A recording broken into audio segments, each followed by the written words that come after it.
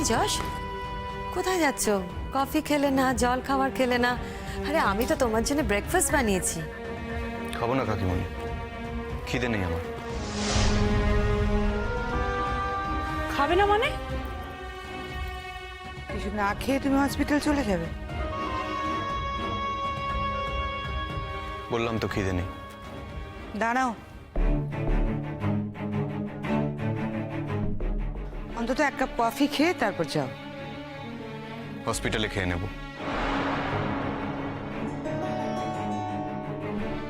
কষ্ট করে সবাই তোমার জন্য ব্রেকফাস্ট বানিয়েছে।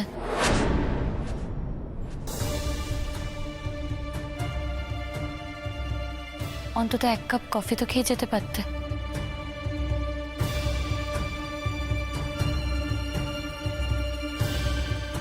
তুমি তোমার কাজ করো। তুমি যেমন তোমার ভালোটা বোঝো, ঠিক তেমনি আমার ভালোটা আমাকে বুঝতে দাও।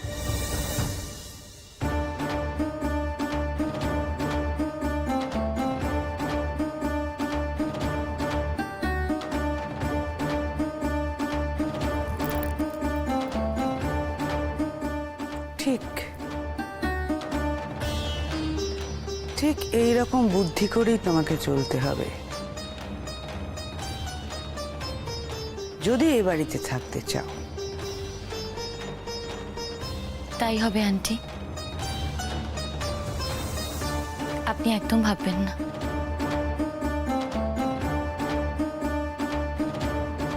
জজদাকে ছুঁয়ে কাল কথা দিয়েছিলাম আমি, ওকে ছেড়ে আমি কোথাও যাব না।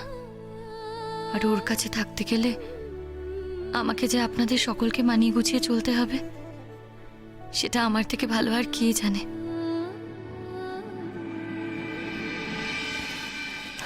আর শোনো, বাইরে যাওয়ার কাজগুলো এগিয়ে রাখো। তোমার শ্বশুর বাড়ির তো কারো কোনো আপত্তি নেই এই ব্যাপারে। আপত্তির তো কোনো প্রশ্নই উঠছে না মা, বরং আন্টি তো ভীষণভাবে চাইছেন যাতে আমি আর যশ গিয়ে বিদেশে সেটেল করি। আন্টি ভীষণভাবে সাপোর্ট করছেন। ইনফ্যাক্ট আন্টি সাপোর্ট না থাকলে আমি কিছু ভাবতেই পারতাম না। ওনার বাড়ি, ওনার সংসার, উনি সেটাকে কন্ট্রোল করেন। তাহলে আর অসুবিধাটা কোথায়? হ্যাঁ, তুমি ওই ওই একটা 3 আঙুলে মেয়ে, তুমি আর তোমার আন্টি মিলে ওকে হ্যান্ডেল করতে পারছো না কেন? আন্টি যা করার করবে, আমি পারবো না, নট পসিবল। তুমি যা করার করছো না কেন? মা তুমি জানো না ও খুব ডেসপারেট টাইপের মেয়ে, আমি ওকে কিছুতেই হ্যান্ডেল করতে পারবো না। আই কান্ট হ্যান্ডেল হার। তো ও যদি 100 গুণ ডেসপারেট হয়, তুমি 1000 গুণ ডেসপারেট হবে। তোমরা একসঙ্গে ডাক্তারি করো, একসঙ্গে হসপিটালে যাও। তো ওই মেয়েটার সুযোগ কোথায় যশের সঙ্গে কথা বলার? আর তুমি সেটা হতে দেবে না, সেই সুযোগটা। দেখো, এই যে প্রথম থেকে তুমি এরকম ভেঙে পড়ছো, এটা কিন্তু খুব অ্যালার্মিং। এরকম কান্নাকাটি করছো, ওই মেয়েটা যদি টের পায় যে তুমি এরকম ভেঙে পড়েছো, ও তো আবারও তো মাথা চারা দিয়ে উঠবে। রোহিণী, রোহিণী, মনটাকে শক্ত কর মা। হ্যাঁ, ওটা ওটা তোর শ্বশুর বাড়ি, যশ তোর, তোর স্বামী যশ। এই এই এই কনফিডেন্সটা কেন তুই ভেতর থেকে আনতে পারছিস না? যশ পাল্টে গেছে মা, খুব পাল্টে গেছে। কিচ্ছু পাল্টায়নি রে মা, ওটা তোর মনে হচ্ছে। যশ যেমন ছিল তেমনই আছে।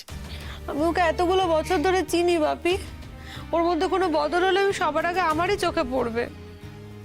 তো যশ যদি পাল্টে গিয়ে থাকে, তুমি তাকে পাল্টে নাও, তোমার মতো করে, তোমার মতো করে নাও। একটা কথা বলি রোহিণী, এখন যদি তুমি এভাবে যশকে দূরে সরিয়ে দাও, তুমি নিজে যশের থেকে দূরে সরে থাকো অভিমান করে, তাহলে কিন্তু তুমি নিজের কবরেই পেরেক পুঁতবে। এখন সেই সময় যখন তোমাকে যশকে আঁকড়ে ধরতে হবে, কাছাকাছি থাকতে হবে, বুঝলে? আর কদিন বাদে তোমরা বিয়ে করবে, হানিমুন প্ল্যান করেছো। যশ এটা নিয়ে কোনো কথাই তো বলছে না। এই দেখো, যশকে সব কথা বলতে হবে কেন? হ্যাঁ, তোমাদের মধ্যে যদি কোনো মিসআন্ডারস্ট্যান্ডিং হয় সেটা ঠিক করে নাও, তুমি এই কথা বলো।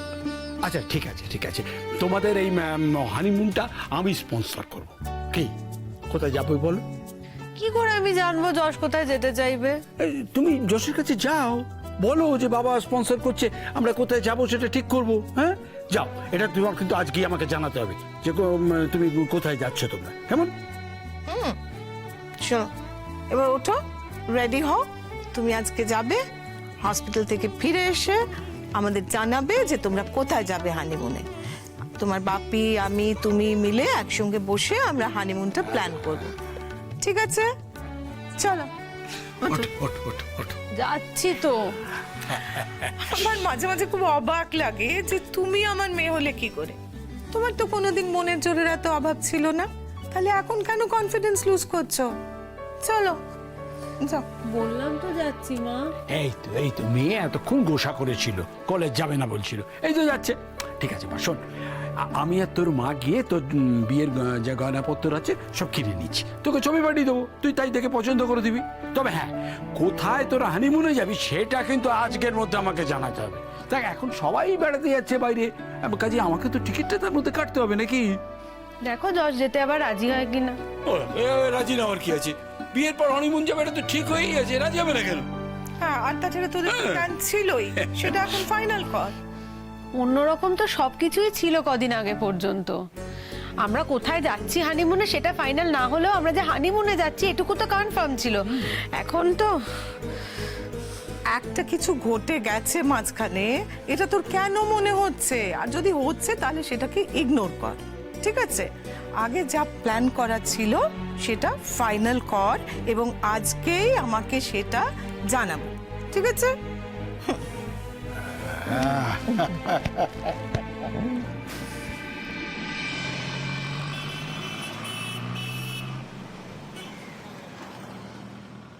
হ্যাঁ রে রোহিণী, তোরা যে এখনো ছুটি নিস নি আমি তো ভাবতেই পারছি না। আরে বাবা, 10টা নয় 5টা নয়, একটা মাত্র বিয়ে একটু জমিয়ে করতে হবে না? তার জন্য তো ছুটি নিতে হবে রে বাবা। কি বলবো বলো, আমি তো অ্যাপ্লিকেশন জমা দিয়েই দিলাম দেখলে, কিন্তু যশ কবে দেবে বুঝতে পারছি না। আর কয়েকটা দিন বাকি, তার শপিং টপিং সবই তো বাকি আছে, বলো তো।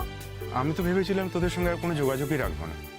ওই গ্রামে গিয়ে যশ আমাকে যেভাবে অপমান করেছিল, বিশ্বাস করো রোহিণী, শুধুমাত্র তুই ডেকেছিস বলে তোর ডাকটা অস্বীকার করতে পারলাম না। আর তার জন্যই তোর বিয়েতে আমি না গিয়ে থাকতে পারবো না। তুই শুধু আমাকে বলিস যে কি কি হেল্প করতে হবে, আমি নিশ্চয়ই করবো। এই যশ, হ্যাঁ বলো। কি ব্যাপার রে তোর? কি রে, চল। আরে আজকে রাতের মধ্যে বাপিকে তো কনফার্ম করে বলতে হবে কোথায় যাব না যাব। কোথায় যাবো মানে? কোথায় যাব মানে হানিমুনে যাব। বিয়ের পরে তো সবাই হানিমুনে যায়, আমরাও যাব, সেরকমই প্ল্যানিং ছিল কিন্তু এতদিন, ঠিক আছে? আর হ্যাঁ, বাপি বলেছে আমাদের হানিমুনটা স্পন্সর করবে। বাপিকে যদি না জানাই, বাপি টিকিটটা কাটবে কি করে? যশ, হানিমুনে কোথায় যাচ্ছিস? ঠিক করিনি। ঠিক, এটার কি মানে হলো ঠিক করিনি মানেটা কি? আর কবে ঠিক করবি যদি এখনো ঠিক না করে থাকিস? আচ্ছা, বাই দ্য ওয়ে, সবাইকে জানিয়ে রাখি, শাবনাম কিন্তু এখন আমাদের বাড়িতেই থাকছে। হ্যাঁ, তাই নাকি? সে কি, কেন? আর বলো না রাহুলদা, অ্যাকচুয়ালি ওর জীবনে না একটা বড় মিসঅ্যাপ হয়ে গেছে গো। ওর বাবা ওর ডাবল বয়সী একজন লোকের সাথে ওর বিয়ে ঠিক করেছিল। ও মেয়েটা বিয়ে ভেঙে টেঙে এখানে চলে এসেছে। আর ওদের গ্রামেই তো আমরা সবাই মিলে বেড়াতে গেছিলাম, স্বাভাবিকভাবেই ওখান থেকে যশকে ফোন করা হয়েছে রেস্কিউ করার জন্য। তারপরে যশ গিয়ে ফাইনালি ওকে রেস্কিউ করে আমাদের বাড়িতে নিয়ে এসেছে। এখন মানে যশদের বাড়িতে আর কি। ওখানে ছাড়া কোথায় থাকবে বলো? হস্টেল অ্যাকোমোডেশন তো এত তাড়াতাড়ি পাবে না। তবে হ্যাঁ, আমার মা কিন্তু বলেছেন ও চাইলে এখন থেকে আমাদের বাড়িতে থাকতে পারে, নো প্রবলেম। কেন, আমাদের বাড়িটা কি দোষ করলো? আরে না না, দোষ করতে যাবে কেন? অ্যাকচুয়ালি দেখ, আমাদের বাড়িতে আমি চলে আসার পর তো বাড়িটা ফাঁকাই, আমার ঘরটাও ফাঁকা পড়ে থাকবে। ও ভালো মতো থাকতে পারবে না, একা একটা ঘর নিয়ে পুরো থাকতে পারবে, প্লাস কলেজটাও তো কাছে হয়ে যাবে, সেটাও একটা ফ্যাক্টর। কেন শুধু শুধু তোর মায়ের ঘাড়ে ওর দায়িত্বটা দিতে যাব আমি? তোর মা তো ওকে আনেনি, ওকে এনেছি তো আমি, তাই ওকে দেখাটাও আমার দায়। হ্যাঁ, কিন্তু মাই তো কথাটা বলেছে, তাই তোকে বলছি। Oh wow, so nice of her. কিন্তু আমি যখন ওকে এনেছি ও আমার রেসপন্সিবিলিটি, তাই ও আমাদের বাড়ি ছেড়ে আর কোথাও যাবে না।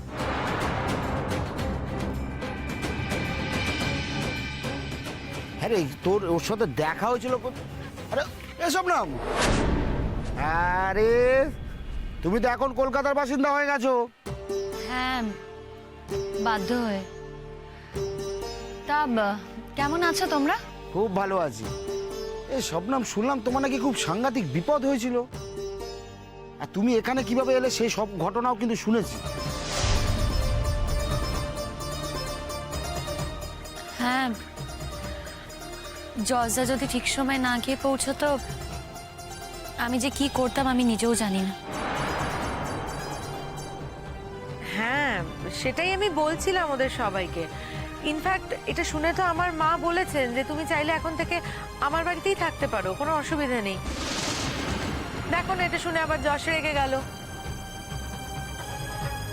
যশ বলছে যে যখন যশ তোমাকে এখানে নিয়ে এসেছে তাই এটা নাকি পুরোটাই যশের রেসপন্সিবিলিটি। আমি ওকে বোঝাতেই পারছি না যে ব্যাপারটা তা নয়। ব্যাপারটা হলো তুমি এমনিতেই আমার বাড়িতে গিয়ে থাকতে পারো, তুমি ওখানে গিয়ে থাকবে, অত বড় স্পেস, বাড়িটা তো যথেষ্ট বড়, তুমি আরাম করে থাকতে পারবে, তোমার কোনো সমস্যা হবে না। আর তুমি ওই বাড়িতে বাড়ির মেয়ের মতনই থাকবে, বিশ্বাস করো।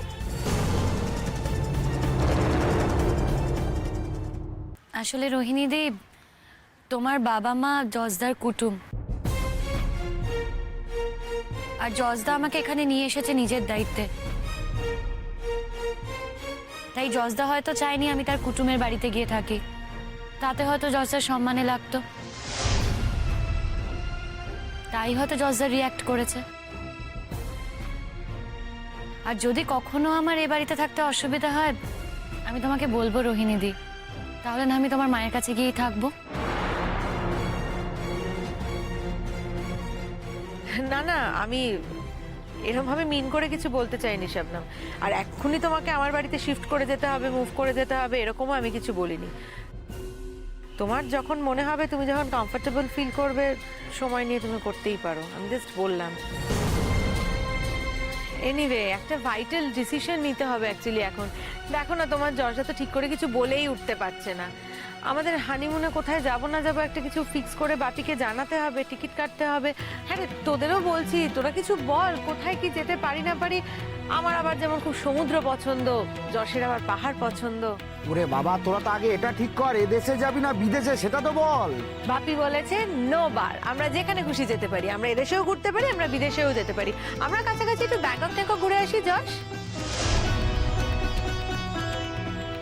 আরে বাবা, তোরা তো কিছুদিনের মধ্যে বিদেশে পড়তেই যাবি, তখন না ওখানে ঘুরে বেড়াস। এখন তো দেশের মধ্যে ঘর। কি রে, কিছু বল।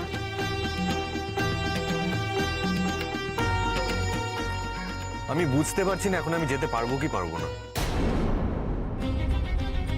সে কি কথা জজদা, বিয়ের পর তো হানিমুন যাবেই, এটা তো তোমাদের শহরের নিয়মই বলা চলে। আসলে আমার ছুটি পাওয়াটা না একটু প্রবলেম আছে। ছুটি পাওয়ার প্রবলেম আছে? কি বলছিস তুই? শোন যশ, তুই যে কাজটা করিস আমিও কিন্তু সেই কাজটাই করি। আমি তো আজকেই ছুটি অ্যাপ্লাই করে দিলাম।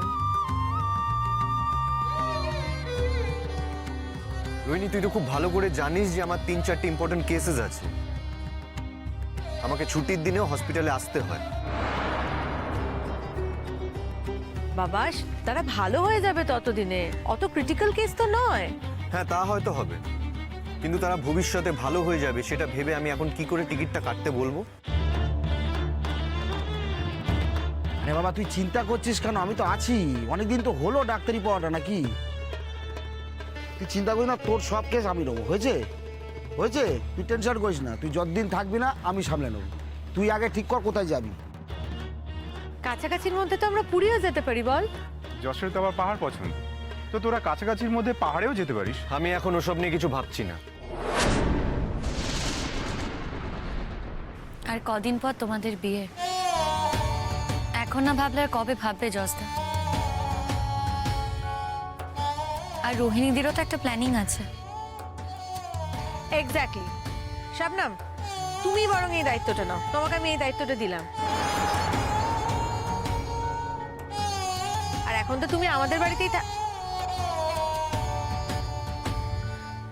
সরি, যশদের বাড়িতে। কি করব বল, তোর বাড়িটাকে এখন আমার বাড়িই মনে হয়, তাই মুখ ফসকে বেরিয়ে গেছে। একদম ঠিক আছে, কারেক্ট আছে বস। আরে দুদিন পর তুই ওই বাড়ির বউ হবি, তা এখন যদি না ভাবিস কবে ভাববি? হ্যাঁ, সেটাই তো স্বাভাবিক।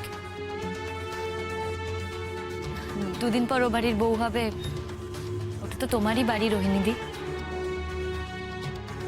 তুমিও তো এখন এ বাড়িরই মেম্বার হয়ে গেছো, সেটা ঘটনাচক্রেই হোক আর যেভাবেই হোক। আফটার অল মেম্বার যখন হয়ে গেছো শবনম, তখন তোমারও কিন্তু একটা দায়িত্ব আছে। বলো না রোহিণীদি, কি দায়িত্ব? আমি প্রাণ দিয়ে হলেও সেই দায়িত্ব পালন করব। এমন কিচ্ছু কঠিন দায়িত্ব না শবনম। অ্যাকচুয়ালি কি বলতো, আমি আর যশ তো হানিমুন প্ল্যান করছি, আমি সবাইকেই বলছিলাম সেটা। তুমি বরং আমাদের জায়গাটা সিলেক্ট করে দাও, আমরা কোথায় যেতে পারি। আজ রাতের মধ্যেই জানাবে, যাতে আমি আমার বাপিকে জানাতে পারি। এত তাড়াহুড়োর কি আছে, আমি তো সেটাই বুঝতে পারছি না। বারে তাড়াহুড়ো হবে না। হানিমুনে যাবে, টিকিট কাটতে হবে, এরপরে যদি টিকিট না পাওয়া যায়? সে যাওয়া যাবে পরে। পরে বললে হয়? হানিমুনে যাবে সেটা এখন থেকেই ভাবতে হবে। রোহিণীদিরও তো একটা প্ল্যানিং আছে। যশ শোন না, তোর যদি এখন যেতে না ইচ্ছে করে তুই আমাকে বল, আমি বরং বাপিকে বলে দেবো আমরা পরে কখনো যাবো, নো প্রবলেম। সে কি রে, এতদিন ধরে এত প্ল্যান প্রোগ্রাম করলি, আর এখন বলছিস হানিমুনে যেতে ইচ্ছে করছে না? তো ব্যাপারটা কি বলতো? আমি না তোর সব কথার উত্তর দিতে বাধ্য নই স্বপ্নদীপ।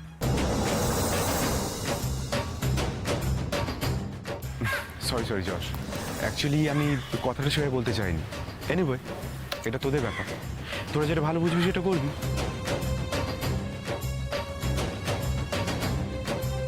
কিছু কর। আচ্ছা যশ, তুই হানিমুনে যাবে না কেন সেটাই তো বুঝতে পারছি না। আমি তো বললাম রে বাবা, তোর পেশেন্টের দায়িত্ব আমি নিচ্ছি, যদি কোনো প্রবলেম হয় আমি তোকে ফোন করে নেবো। আরে বাবা, তুই তো এমন কিছু দূরে যাচ্ছিস না।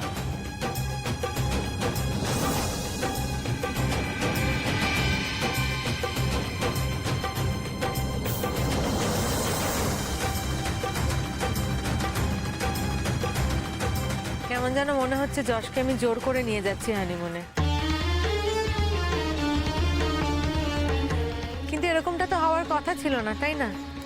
কতদিন ধরেই তো আমরা প্ল্যান করছি হানিমুনে যাব। এখনো যদি জায়গাটা ফাইনাল করে বলতে না পারিস, তাহলে ভালো কি আর যাওয়াটা হবে? একটা কাজ করো না রোহিণীদি, তুমি বরঞ্চ টিকিটটা কেটে ফেলো, জজ দেখে সারপ্রাইজ দাও। জজ দেখে নয়, টিকিটটা কেটে তুমি সারপ্রাইজ দিও। তুমি যেখানে যেতে চাও জজে সেখানেই যাবে। হ্যাঁ, এটা বরং তুমি ভালো কথা বলেছো, এটা একদম কারেক্ট আইডিয়া। আমি টিকিটটা কেটে ফেলছি, কোথায় যাচ্ছি কিচ্ছু বলবো না, ওটা সারপ্রাইজ থাক তোর জন্য। একদম, পুরোটাই সারপ্রাইজ থাক। আচ্ছা, আমরা যদি হানিমুনে যাই তাহলে আঙ্কেলকে টিকিটটা কাটতে হবে কেন? আমি তো সেটাই বুঝতে পারছি না। কি আশ্চর্য, বাপি তো এটা স্পন্সর করছে, আমাদের গিফট দিচ্ছে বিয়েতে। তোর না এই এক সমস্যা, জানো তো শবনম, যশের এই একটাই প্রবলেম, ও কোনোভাবে কারোর ফেভার নেবে না, কারোর হেল্প নেবে না, এরা তো সবাই জানে। তুই একটা জিনিস বুঝিস না, আমি তো বাপির একটা মাত্র মেয়ে, বাপির তো ইচ্ছে করতেই পারে। আর বলতে নেই, ঈশ্বরের আশীর্বাদে আমাদের তো অনেক আছে, বাপির অনেক আছে, আর সে সবকিছুই ভবিষ্যতে আমাদের জন্যই থাকবে, আমরাই ভোগ করব। একেবারে হাওয়াতে ঘরে তো জন্মায়নি না যে দায়সারা করে কোনো রকমে বাপি বিয়েটা দিয়ে দেবে। তাই বাপির মনে অনেক শখ আহ্লাদ আছে, ইচ্ছে আছে, মনের মতো করে বাপি তার একমাত্র মেয়ের বিয়েটা দিতে চায়। এইটুকু তো ইচ্ছে একটা মানুষের। আমার বাবার এতটুকু একটা ইচ্ছের আমি সম্মান করতে পারবো না? ব্যাস, তাহলে তো হয়েই গেল, প্রবলেম সলভ। আমি তাহলে আসি। আসি মানে? কোথায় যাচ্ছ?